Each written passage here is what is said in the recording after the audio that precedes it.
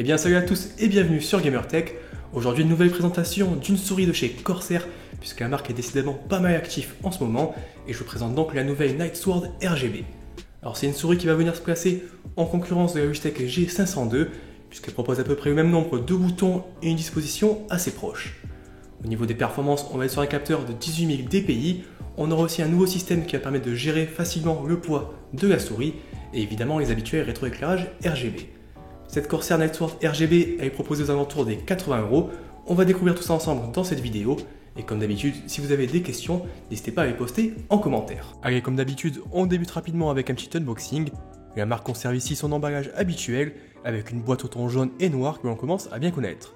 On y découvre quelques visuels de la souris, ainsi que ses principales caractéristiques. Et une fois l'ensemble déballé, on retrouve la souris Corsair Nightsword RGB, un petit étui contenant 6 poids, et enfin le manuel d'utilisation. On passe maintenant sur le design et l'ergonomie, et ici la Nightsword RGB s'accompagne donc d'un tout nouveau design, dont certains points ne sont néanmoins pas sans rappeler la Dark Core RGB que je vous avais présentée l'année dernière. Plutôt imposante avec des dimensions de 129 x 86 x 44 mm, elle ne sera probablement pas à mettre entre toutes les mains, même si on verra un peu plus tard que le confort reste au rendez-vous.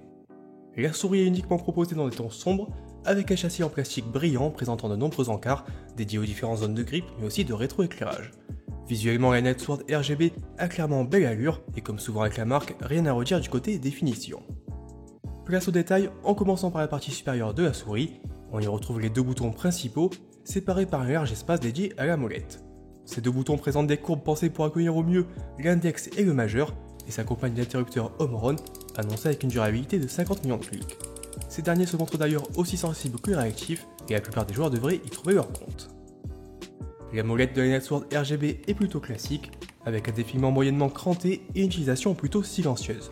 Elle embarque un revêtement en caoutchouc texturé, un éclairage RGB, et son activation se montre plutôt intuitive. On aurait néanmoins apprécié la présence d'un défilement vertical, de façon à pouvoir disposer par exemple de deux raccourcis supplémentaires.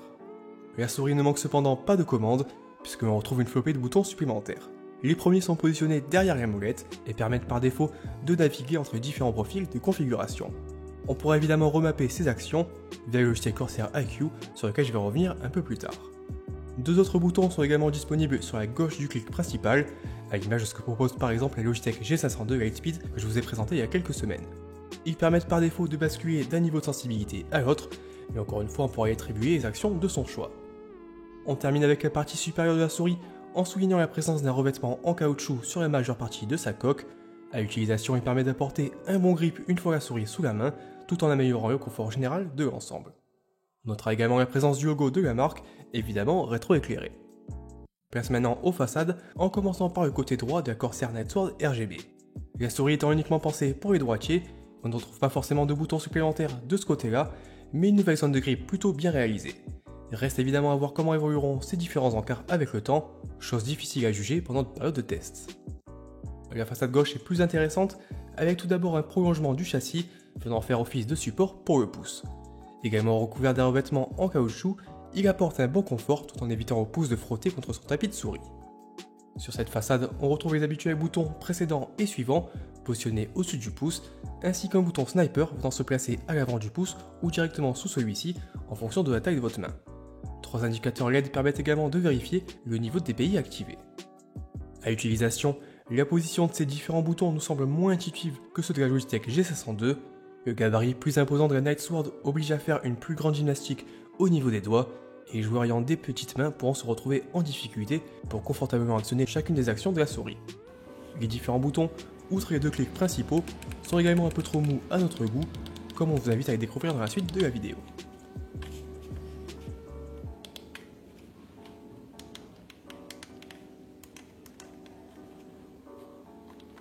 À l'avant de la souris, on retrouve plusieurs zones RGB plutôt bien réalisées, ainsi qu'un renfort en plastique au niveau de sa connectique. La souris fonctionne uniquement en filaire, et elle se connecte via un fin câble tressé d'une longueur d'environ 1,8 m. On passe maintenant sur la partie arrière de la Nightsword RGB, et on notera tout d'abord la présence de 5 patins en PTFE, offrant une glisse correcte à l'ensemble. On aura aussi une trappe centrale offrant un accès à 6 emplacements permettant d'ajuster le poids de la souris.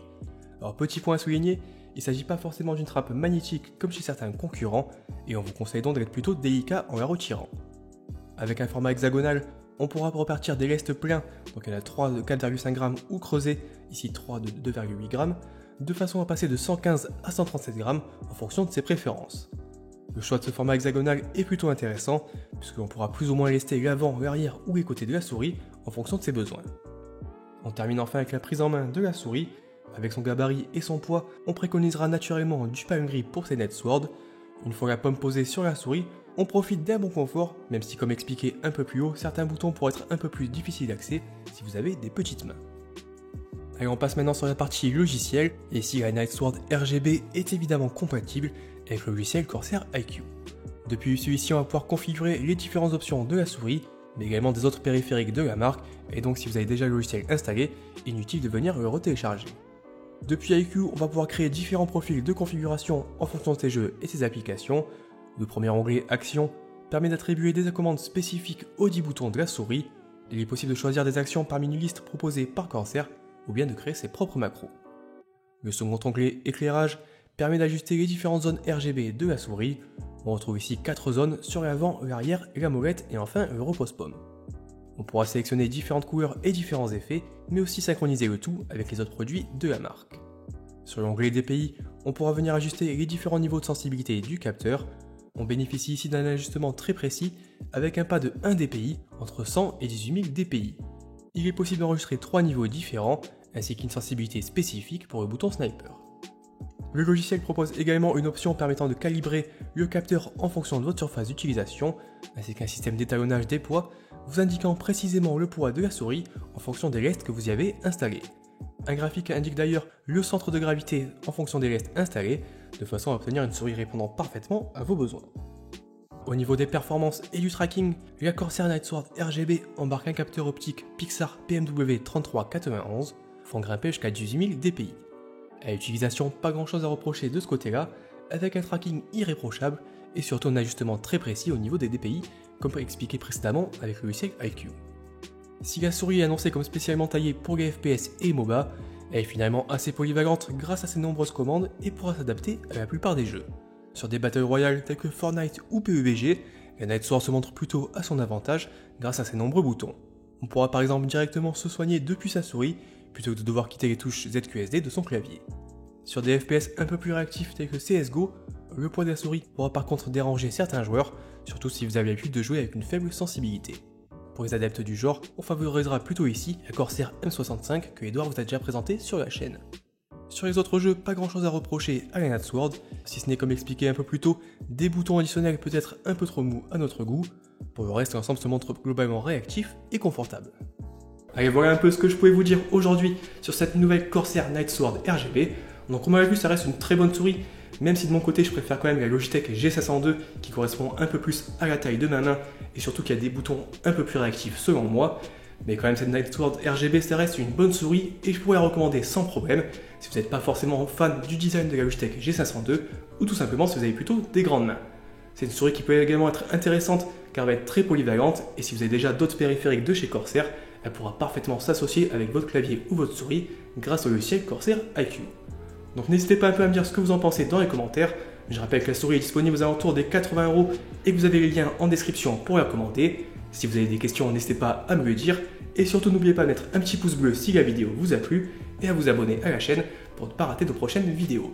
Au passage, je voulais aussi tous vous remercier puisqu'on est maintenant plus de 30 000 sur la chaîne.